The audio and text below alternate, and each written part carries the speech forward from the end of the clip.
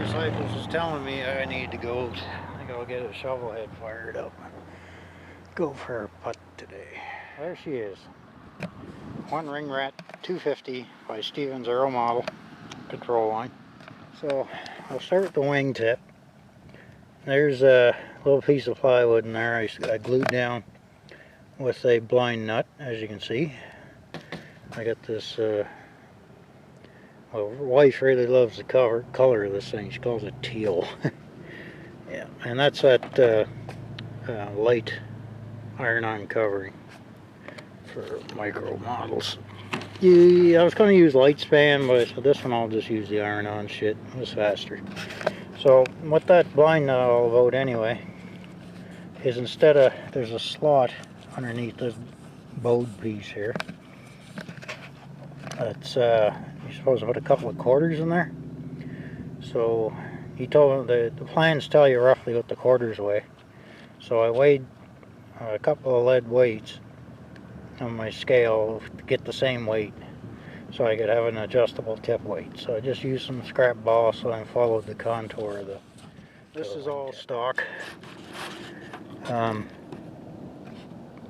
Yeah, if you're new to this, they tell you to put your speed controller in here and your battery in the front, and that's a good idea because it moves your CG forward. Makes the airplane handle a little better. But I already know how to fly, basically, as you can see. So I moved the battery here with the speed controller in the front, and that moves my CG aft naturally. So that's all in the plans. These landing gear are quite awesome. As you can see, they just notched the fuselage, steel plate on there. And they use rubber bands that act like shock absorbers. And these work good. Just, you know, not only does it save damage if you boink it into the ground, they act like shock absorbers on the grass. And today, the grass is pretty long, so these narrow wheels up there. They tell you to use an 8.4 prop. I think the prototype was flown around 6,000 feet, 6,500 feet, something like that. So I put an 8.4 prop on it with the stock motor. I bought an Aeromodel, or a Stevens Aero motor, and it was a piece of shit. It was growling and it was rough. So their motors are just suppos. So I guess he just had a bad one. So I got a suppo, same one. It's a 22-16-6, as you can probably see there.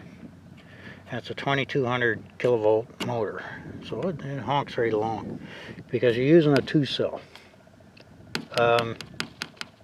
It didn't perform the way I wanted it at first, and it was slow, which is ideal for a trainer. But the other problem I had using the 8.4 prop was this motor was getting hot, even this one. The speed controller is getting hot and the battery is getting hot, so you know you're going to start frying shit if you do that. So I went on the Suppo website, and they said for a 2-cell to use a 7.5 prop. So I got a good APC prop. You probably see from the sanding marks I balanced it. I'm running the 7.5, more speed, and motor's not heating up anymore. My speed controller's not heating up anymore. And you can also say I put a KR governor on it. I love these things. I do have to mess around with the gain. Everything's stock as far as that's concerned. I like to get a little boost when I'm climbing, and the maneuvers, and a little pullback when I'm coming out, just like a 2-stroke would. These things are awesome. And they work with the Suppo 30 amp speed controller, and they work with this 2212 motor. So it works quite well. The other change I would highly recommend is the bell crank.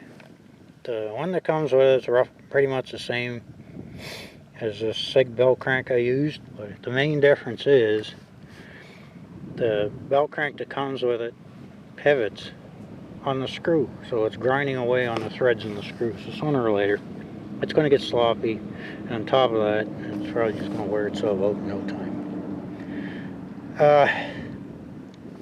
I put a SIG belt crank in, half A belt crank, which is good for up to a 15 size. This is about a 10 size airplane. It's not quite a 15 size, because that's like a Park 400 size motor. I did not use the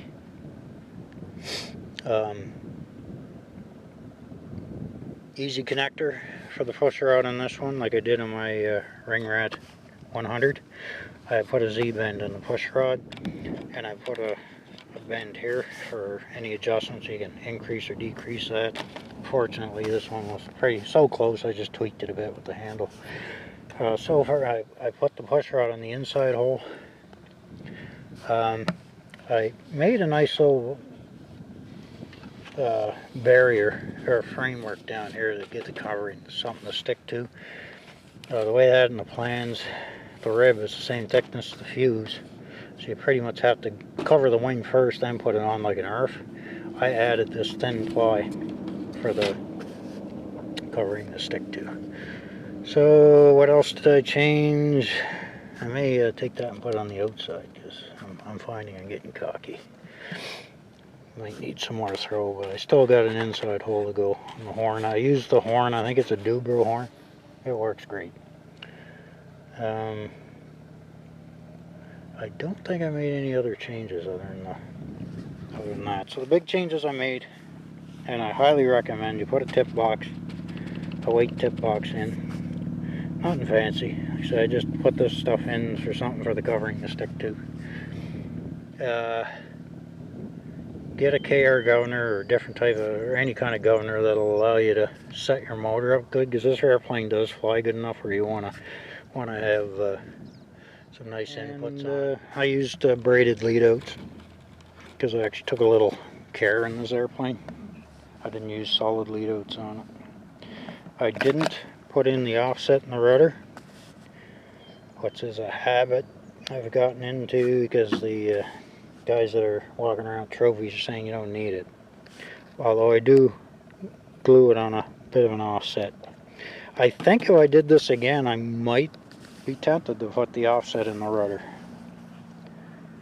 If this thing does okay in the overheads, like doing wing overs and stuff, but again, if I shorten the lines a foot, I'll be getting the speed and everything I need. They're not the cheapest kit in the world, but the wood quality and the engineering is definitely there.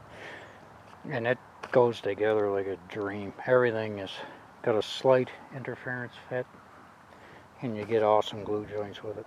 There's absolutely nothing I can really say bad about this thing.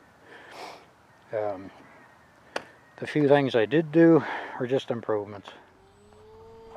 And she leaps right off the ground, as you can see. So I don't have to stop 1 second, 2 second, 3 second, 4 second, 5. Yeah, she's doing about a 5 second circle. Now I don't have my cap on, and that sun is going right in my eyes. Obviously because I'm wearing a GoPro. But I got a pretty good pull in the line. It flies really, really well. Handles really nice.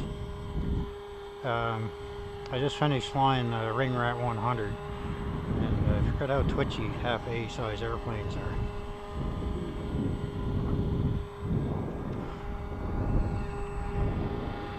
Whoa, that was more of a 9 than a loop. Let's try that again. Do a little round. Right over. No, another 9. Try that one more time. Better. So I gotta set that governor out so it gives me a little more juice coming up and a little less coming down. It's really nice to know the governor works at this setup.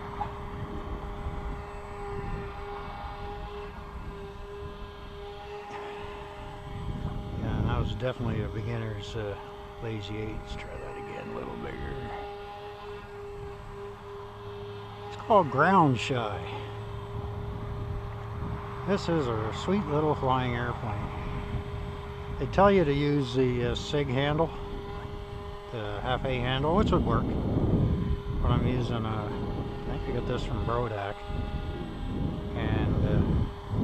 considering how well this thing flies, I wouldn't want to use a SIG handle. That'll kind of take away from it. That was another shitty lazy 8. Let's try a loop. Nice. Getting better at it.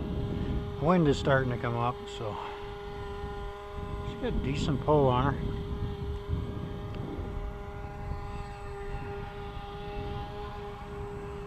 And those gangly landing gear that Stevens Aero came up with, yeah, they look pretty long-legged and weird. And it's got a kind of like a bungee setup. The pivots and they're rubber banded. They work awesome. They work extremely well. Wing over, terrible wing over because I get blinded by the sun. Yeah, the landing gear worked really well.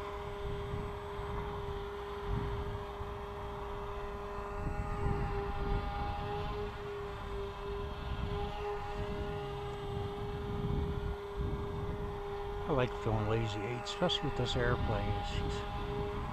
I've done inverted with it already. I was quite comfortable with it, but she's getting kind of gusty. And again, the sun in the eyes here. Using the GoPro instead of my cap. Do another one.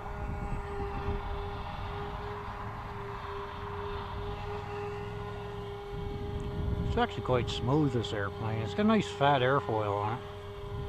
I didn't use the tip weight, the nickels or quarters, and I actually set up an adjustable weight box. I'll show you after we land here.